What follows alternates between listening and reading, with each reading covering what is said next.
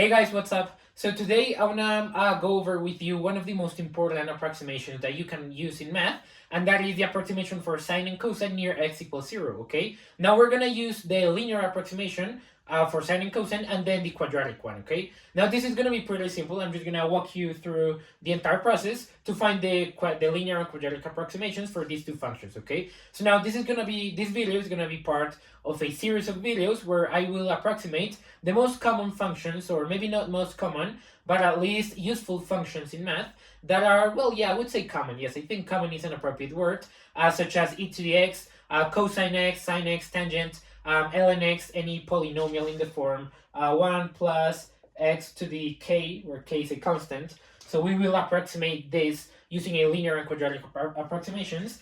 And more functions like these that are very important. That's what I want to go over in this series of videos. Okay, so now this video is going to be the first one, and today we're gonna approximate sine and cosine. Okay, so let's begin.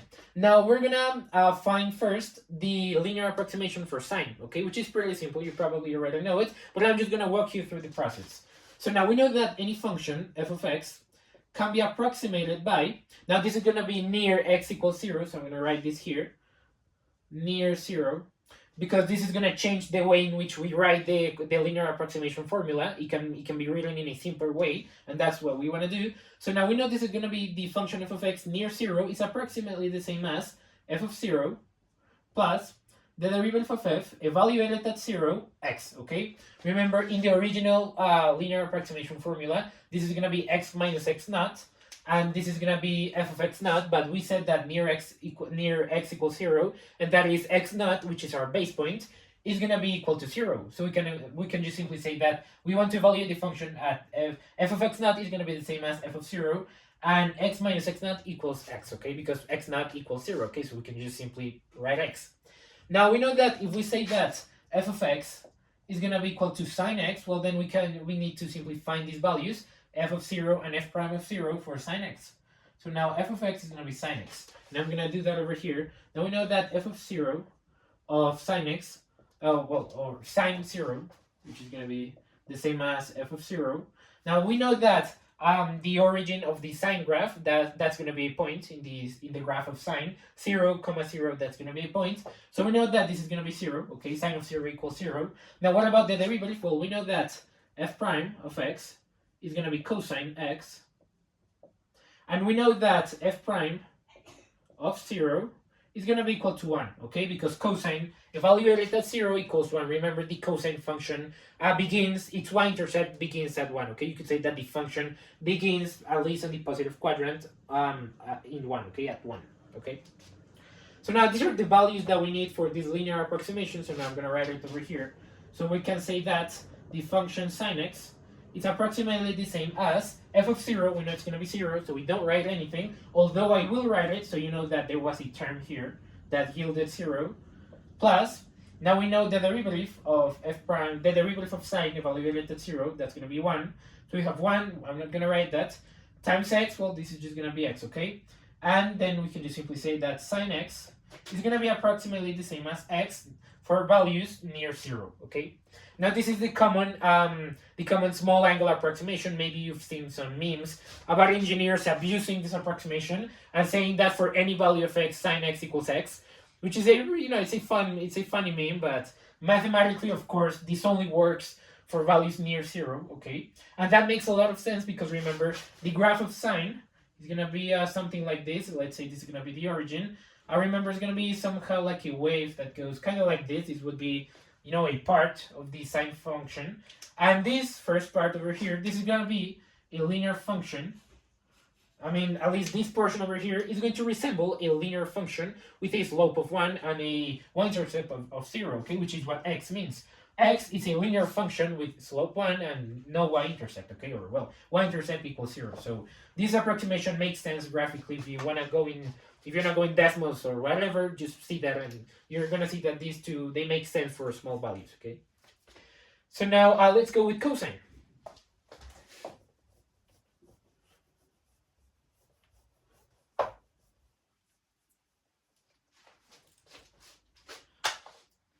So now we know that for cosine, we're going to use the exact same linear approximation formula, but we're going to say that now f of x is going to be equal to cosine x, okay? Now this equals cosine x. And now we just need to find these two values, f of 0 and f prime of 0. So now we know that f of 0 is going to be 1.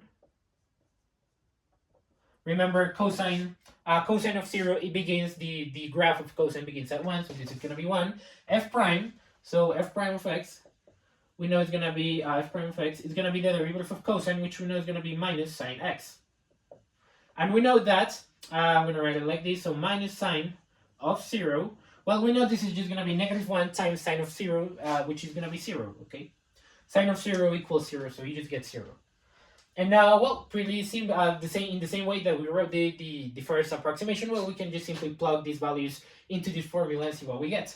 So we get that cosine x is going to be approximately the same as f of 0 is going to be 1, so we have 1, plus, now we have the derivative of cosine at 0, that's going to be 0 times x. So I'm just going to write it so you know that, well, we got 0 for the coefficient of x.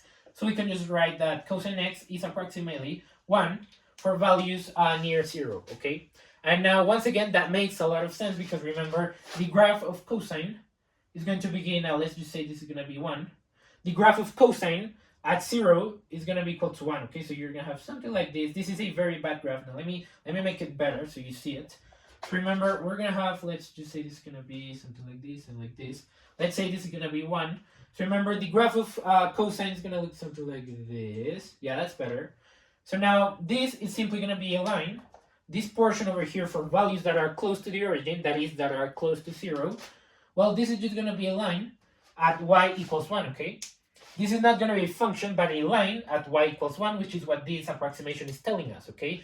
Cosine x, no matter what x value you have, as long as it's close to 0, well, you're going to get 1 for cosine x approximately, okay? Which is, well, what makes sense if you see the two graphs. So yep, now this has been the two linear approximations. Now I want to go over the quadratic approximations, okay? So yeah, let's do that.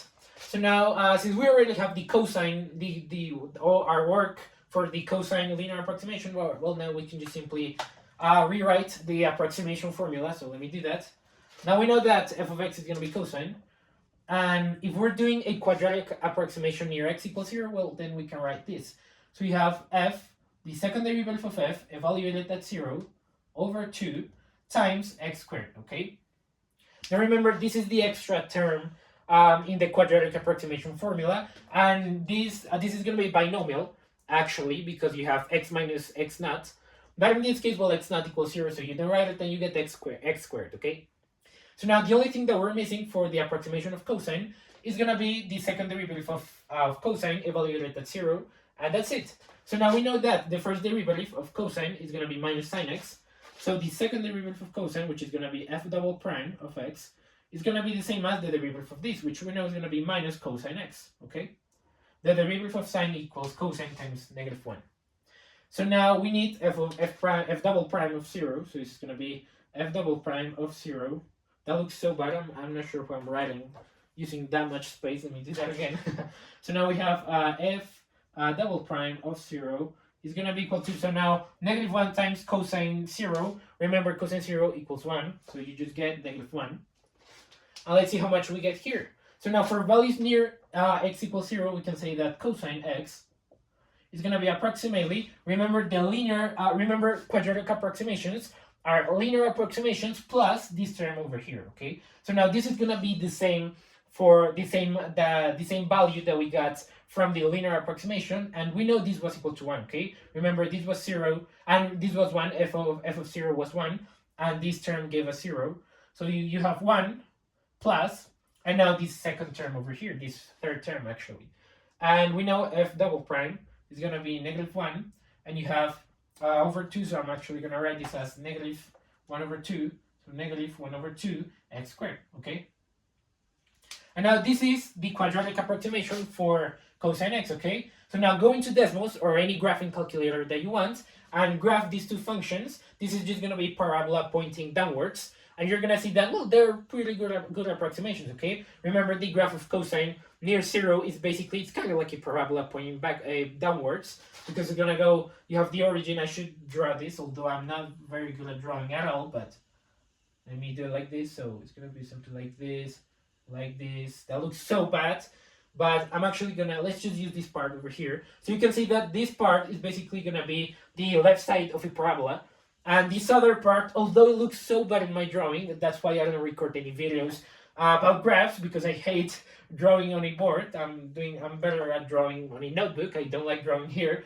But remember, this is gonna be kind of like a parabola, like this, yeah. And then you have the wave of the cosine graph, okay? But now my point is that this is a parabola pointing downwards, and if you can see that this parabola, this function is gonna have a y-intercept of 1, and then, well, you just have a parabola with a coefficient of negative 1/2, which is gonna point downwards, and then you just have x squared, which is the parabola, okay? And you get this is the first, you could say, this is for very small values of cosine x, okay? And then you get the wave that represents cosine x for greater values. But near the origin, well, this function is very close to cosine x, okay? And you can see that graphically going to Desmos. My drawings are not good, I know, but just go somewhere and see that I'm telling the truth, okay? This is how it goes. So now let's do sine, okay? Yeah, let's do sine x. So now I'm gonna erase this. Let's keep the quadratic approximation formula the same. Let me write that again. Then near 0, so it's gonna be approximations near 0. So now we know f of x. I'm gonna define it again so we know what we're doing. We know f of x is gonna be equal to sine x. And we know that for the linear part, the linear portion of the approximation of sine equals x. Remember, we got the small angle approximation. So now we know this is going to be x, so we already have that. And the only thing that we're missing is the second derivative of sine, okay? Which I'm going to write it as f double prime of x is going to be the same as, so now we know the first derivative is going to be cosine x, and the derivative of cosine x equals f double prime, and that's going to be negative sine x. So we have negative sine x, and we know that f double prime evaluated at 0 is going to be the same as 0, okay? Because sine of 0 equals 0, okay? Times negative 1, well, you don't care about the negative 1, you just get 0.